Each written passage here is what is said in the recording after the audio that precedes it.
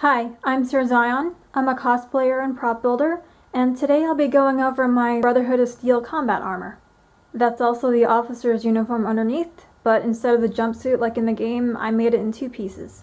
Look how I have to display the bottom. The struggle is real. I made this costume about 3 weeks after Fallout 4 came out for Panama City Beach Comic Con back in December of last year. It won second place overall in the cosplay contest. First place went to a guy in full T-60 armor, of course. That's okay, he's my friend now. Alright, so it took me 5 days to make both the officer's uniform and the combat armor. The reason I made the officer's uniform 2 pieces was that I didn't have a pattern for a jumpsuit at the time, but I made it from 3 pieces of clothing.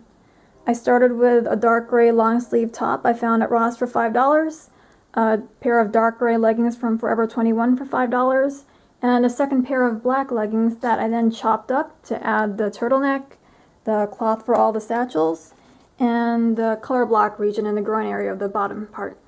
The combat armor itself is made entirely of 5mm and 3mm craft foam. And I'm just going to start with a uniform. This is a turtleneck I added from the second pair of leggings. Studs I ordered from Amazon. This is a binder ring. This is an old belt I had that I chopped the bottom of, and I added book bag buckles or purse buckles to it. And same with the collar. The collar is made of craft foam and the same buckles, and it's in dire need of repair because the hot glue has given up on life. And we've got the same details on the bottom half. Got the color block region, the buckle, studs, and I added eyelets to the side. It's got them here, this one's nowhere to be found. Got Velcro here to help hold the leg pieces in place. And the back has even more hardware. Got more binder rings. This is a piece of craft foam because I couldn't find a silver metal buckle at the time. Another belt I had that I cut up. More eyelets, more of those buckles. One's hiding back here. And more binder rings here. The satchels were done the same way as the ones for my courier costume. I just took some scrap pieces of craft foam, Tetrised them together to get the general satchel shape. I took the extra fabric from the second pair of black leggings, and then I just glued them over all the craft foam pieces. Then I went back and I weathered each piece with, this is actually silver metallic paint that I went over the edges with, and these are just giant thumbtacks. And moving on to the most interesting part, the combat armor. The entire set was completely free-handed. I just parked my Soul Survivor in Diamond City and used the third-person view to pan around her just to get every detail of each piece. So the measurements aren't going to be 100% accurate, but it was close enough. These are the leg pieces that go over my thighs. They're just made out of one layer, each of 5mm craft foam, and all these details here are googly eyes of varying sizes. And here we got the right shoulder. One layer of 5mm craft foam, a second layer of the same craft foam, and googly eyes. And same for this shoulder. To get the rounded shape, I just used my heat gun and formed it to my shoulder. These details were done with an X-Acto knife, and these are 3mm that I layered on top. The chest piece took a lot of trial and error to get the correct measurements and shape. So we got the 2 layers here, and third layer here, and googly eyes. Googly eyes everywhere. Probably 30% of this costume is googly eyes. And here we got thumbtacks.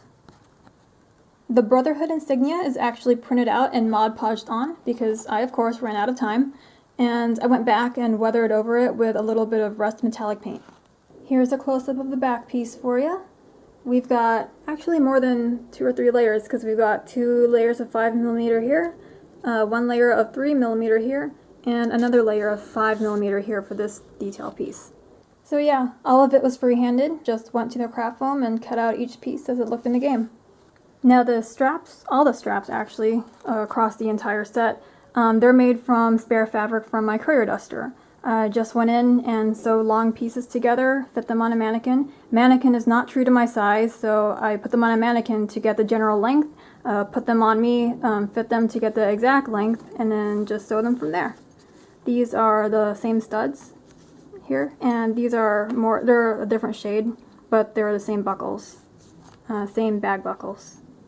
And we've got them here too, on either side. to get the armor to stay on me, I glued, well, I don't want to take it off, but there's Velcro under here, that's glued onto the officer uniform. I put Velcro on both sleeves, and as I showed you earlier, on the thighs. And up here, it's just Velcro.